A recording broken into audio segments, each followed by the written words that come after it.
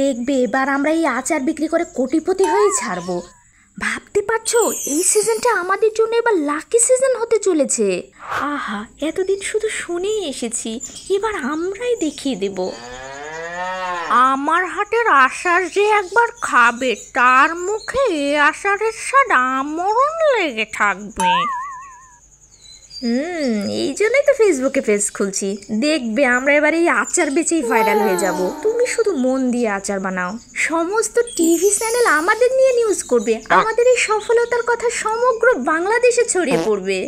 শুধু আচার না, আমার হাতে যে কোনো রান্নায় যে একবার খেয়েছে সে স্বাদ আর কখনো ভুলতে পারবে না। থানার পুলিশ পর্যন্ত বাহবা দিত। আহা, কোথায় গেল সেই দিন? হইছে শুরু। আমাগো বস্তি টুনির মতো গোবরের ঘুটে বেইসা 2 রুম দালান দিল। কই কোনোদিন তো হ্যারে টিভি তো দেখলাম না।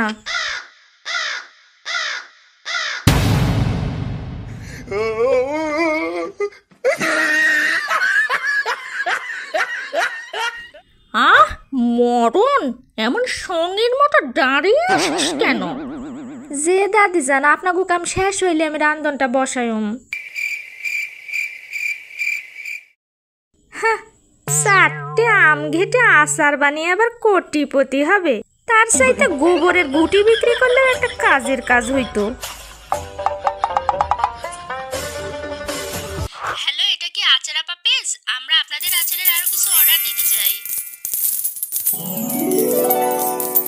নে ধর, এগুলো হাতে নিয়ে আর কতক্ষণ দাঁড়িয়ে থাকবো?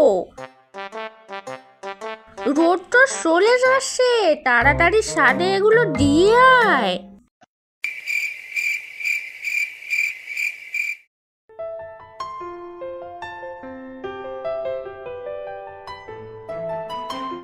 ম্যাম, আপনাদের এই দাদি নাতনির আচার নিয়ে উৎসুক জনতার উদ্দেশ্যে কিছু বলুন। আপনারা এভাবে রাতারাতি ভাইরাল হয়ে যাবেন এই কথাটা কি কখনো ভেবেছিলেন? আপনারা তো এখন ভাইরাল হয়ে গেছেন, তাহলে এখন কি আপনার দাদির দাঁত লাগানো হবে? আচ্ছা, আপনারা যে গাছের আম দিয়ে আচার বানিয়েছেন ওই গাছের বয়স কত হতে পারে? আচ্ছা, আমের বিকল্প হিসেবে কি কাঁঠাল দিয়ে আমের আচার বানানো সম্ভব?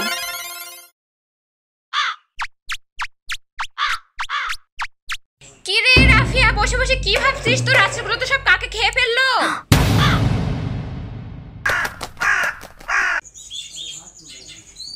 আচার দিয়েছিস বুঝি, বিকেলে আসবো নি, কেমন হয়েছে দেখবো নি খেয়ে।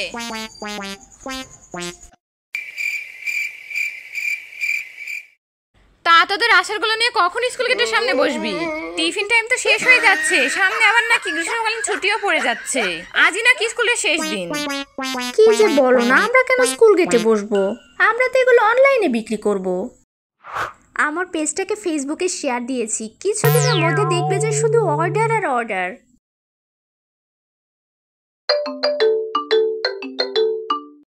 কি রে, ফেসবুকে দেখলাম আচার বিক্রি করছিস, আমাকে এক বয়াম পাঠিয়ে দিস। নিজের বোনের কাছ থেকে আবার টাকা নিবি নাকি? একটু বেশি করে দিস। আব্দুল্লাহ তোর আচারগুলো দেখে তো চোখে সরাতে পারছে না।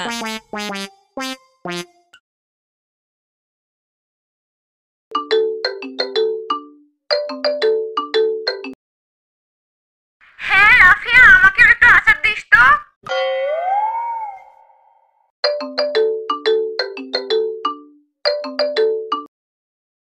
হ্যাঁ মা, ফেসবুকে তো দেখলাম তোমরা কত সুন্দর আচার দিয়েছো।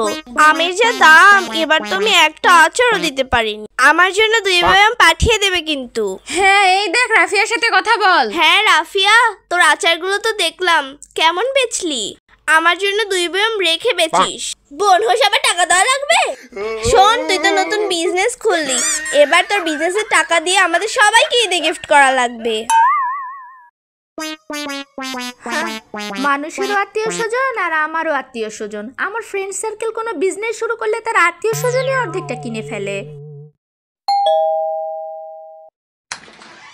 ভাবি খুব সুন্দর আচার দিয়েছেন তো, কালকে ছাদ থেকে দেখলাম।